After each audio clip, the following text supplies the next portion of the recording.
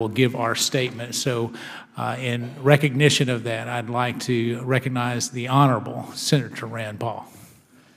Thank you, Chairman Meadows, and thank you for inviting me to this hearing on the unintended consequences of the Foreign Account Tax Compliance Act, and also for allowing the American people an opportunity to hear how FATCA undermines their privacy through the bulk collection of their foreign financial records. I oppose FATCA for two reasons. First, it violates our privacy rights, and second, I think the compliance costs actually exceed the revenue that it brings in. Regarding privacy, the Fourth Amendment prevents the government from seizing or searching a person's house or papers, including their financial records, unless the warrant shows individualized suspicion and probable cause. This protection was included in the Bill of Rights in response to general warrants that have been issued by the British. FATCA, I think, undermines the very heart of this privacy right. It forces foreign financial institutions to hand over U.S. citizens' personal financial records without a warrant, without a probable cause, and without naming them individually.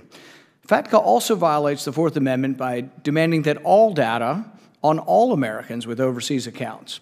The demand is not individualized, but collected rather in bulk, without specifying a specific suspicion or a cause.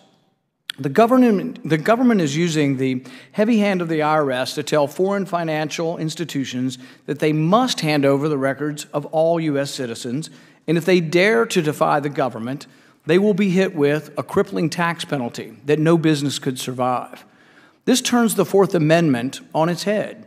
It presumes that every American with money overseas is a criminal, with no proof or even suspicion of criminal activity.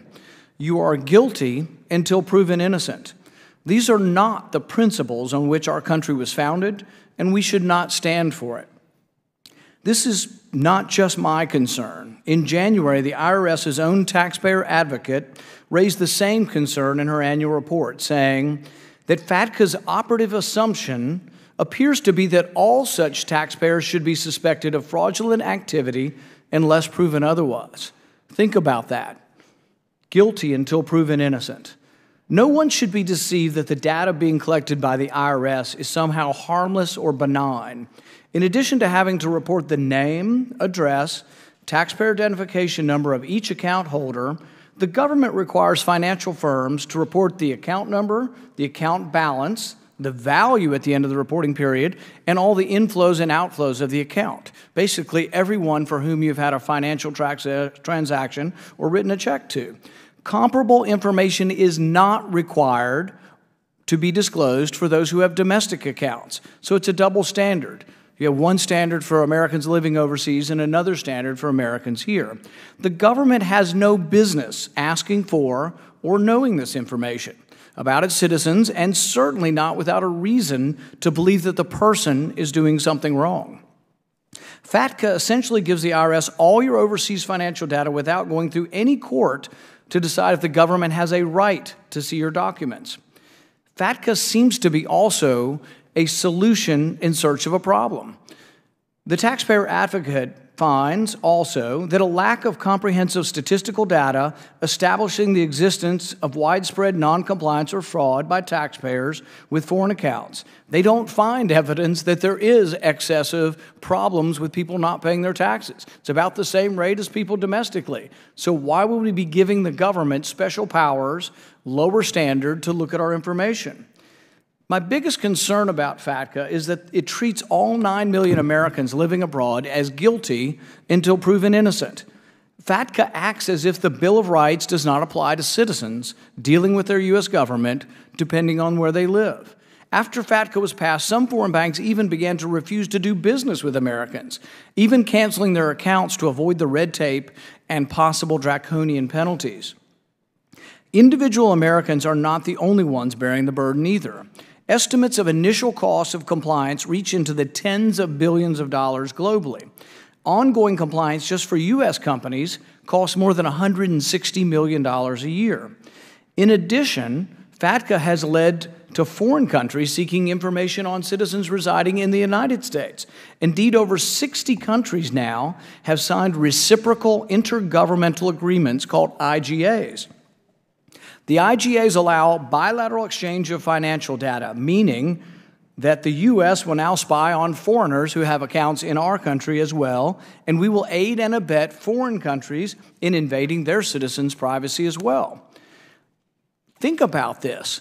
This may mean sending financial information to countries who are known as human rights abusers, such as Saudi Arabia, China, Tunisia. One can imagine the risk to a political dissident who comes to our country to escape tyranny, and then we find that we're going to be sending their information back to a tyrannical government, the tyrannical government they fled. These bilateral agreements, these IGAs, have not received any Senate certification, no vote in the House, no congressional authority at all. They are just done by the administration with no authority. Their constitutionality is currently being challenged in court, and I think you will hear from some of those involved in that challenge. My hope is that this hearing will shed some light on this abusive law and lead to a demand for action.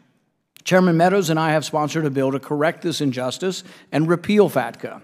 Congress should pass our bill this year and put an end to this madness. Thank you very much for letting me testify. Thank you, Senator, and you're very complimentary in terms of my involvement, but it's basically been your leadership, Senator, that not only has highlighted this, but that continues to stand as a vigilant sentinel to protect our Fourth Amendment privacy. And I just want to say thank you, and it's an honor to have you articulate this. You brought this issue to light when no one was paying attention, and yet I found that universally you're being applauded for your protection of those constitutional rights that our founding fathers so wisely enshrined. This is a big, big deal to the 9 million Americans who live overseas. And, you know, we're getting ready to come up on tax reform. While this may be a small issue to many other Americans, it's a big deal to them. My hope is that the bill we've worked on, maybe we could try to get it into the tax reform package, because it's an issue I think that should bring right and left together, because, you know, sometimes the right is more concerned with financial affairs and the left more concerned with privacy and with civil liberties. But really, I think right and left could come together to say, you know what, we should protect everybody's Fourth Amendment rights. Thank you for allowing me to testify. Thank you. I know you've got to go to the White House, so you're hereby dismissed.